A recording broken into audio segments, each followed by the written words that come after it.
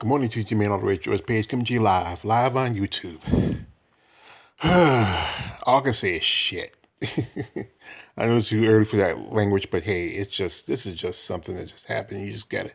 This was posted by my brother, Combo Breaker 99. Combo Breaker! He's a cool young cat, and, he's coming up.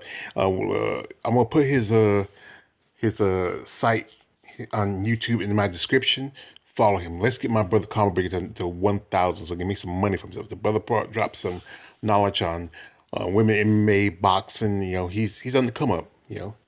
Anyway, this was posted on Angela Overkill Hill's Twitter, and this is just another case of how 2020 is just so messed up, and the coronavirus is just destroying everything. And maybe it's best that we do go on lockdown because it's just too hazardous and it's dangerous to health. But anyway, Angela posted that unfortunately she tested positive for the COVID-19 and won't be fighting next week, and tried to stay as safe as possible doing fight camp. But with MMA training, there's virtually no social distancing.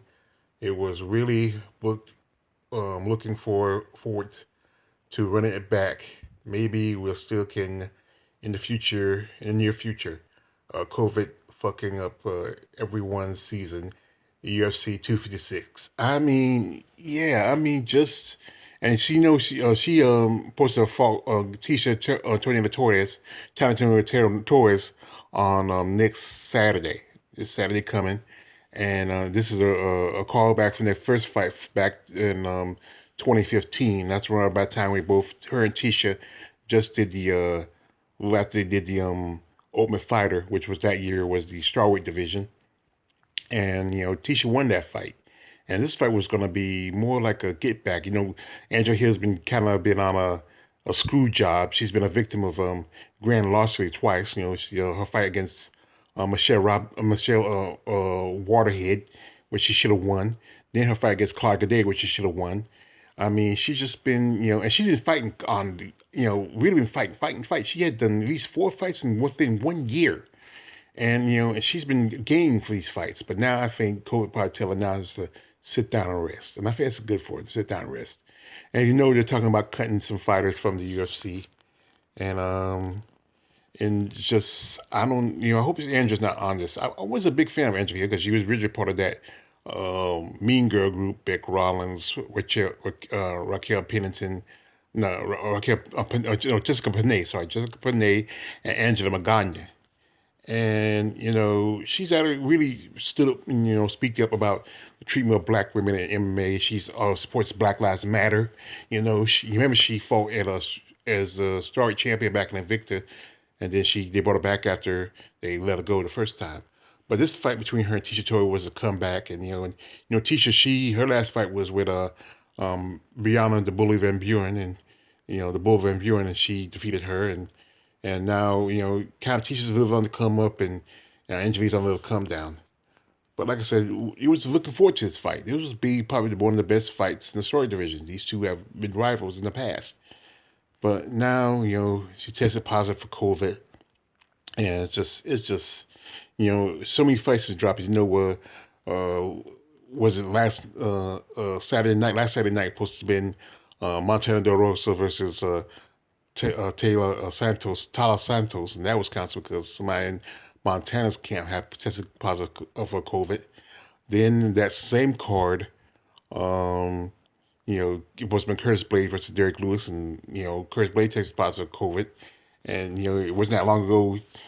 City Calvillo made a comeback for COVID, but it's just my best advice to Angela is after the 2 weeks after you survive, give yourself some time to recover. COVID is serious. Like I said, our sister Tay Brown just recovered from it. She still has some issues. She has a cough, everything else. She hadn't really got much of her strength back.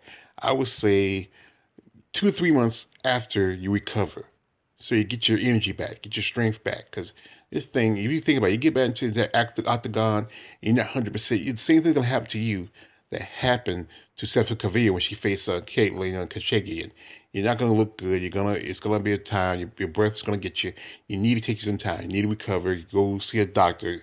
See your ears, throats, and ear, throat, and nose specialist. They deal with the lungs and stuff like that. Not just a your regular diagnosis doctor. Make sure you see a specialist before you think about going back into the ring. And also do the your test, see your stamina, how your breathing doing.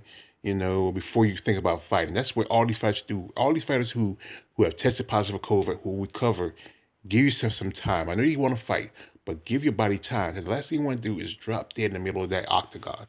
It's not worth it. You don't give it to Dana, so like Dana White. But like I said, I got all respect for Angela Hill.